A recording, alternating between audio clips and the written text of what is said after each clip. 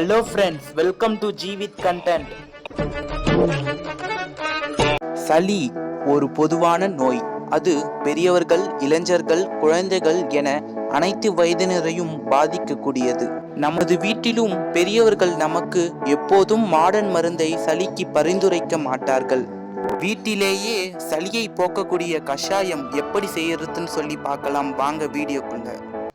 இதற்கு தேவையான பொருட்கள் 4-5 துளசி இலை, 5 ஏலக்காய், ஒரு துண்டு இஞ்சி, மிளகுத்தூள், மஞ்சள் தூள். துளசி இலைக்கு மன இறுக்கம், நரம்பு கோளாறு, ஞாபக சக்தியின்மை, ஆஸ்மா, இரும்பல், சளி மற்றும் பிற தொண்டை நோய்களை உடனுக்குடன் குணமாக்கும் சக்தி உண்டு.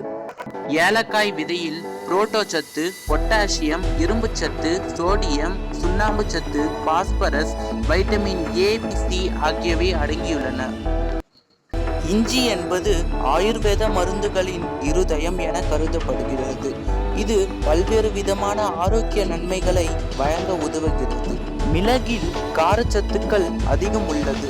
இந்த காரத்தன்மை உடலில் உள்ள கிருமிகளை அழிப்பதோடு தொற்று நோய்கள் ஏற்படாமலும் தடுக்கிறது. மஞ்சள் தூள் இயற்கையான பாக்டீரியா எதிர்ப்பு பொருளாகவும் ஆன்டிசெப்டிக் மருந்தாகவும் பயன்படுகிறது. இதை சேர்ப்பதால் ஜலதோஷம், இரும்பல் போன்ற பாதிப்புகளிலிருந்து நிவாரணம் அளிக்கிறது.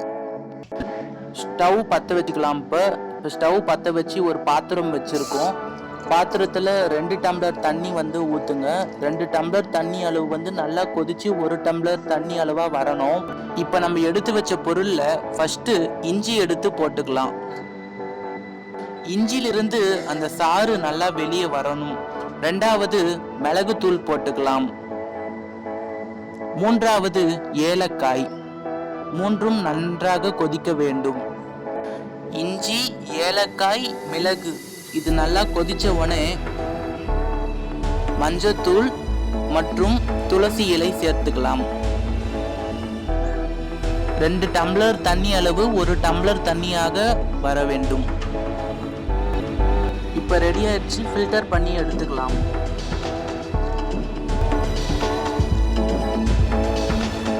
இந்த கஷாயத்தை தினமும் காலையிலும் இரவிலும் குடித்து வர வேண்டும்.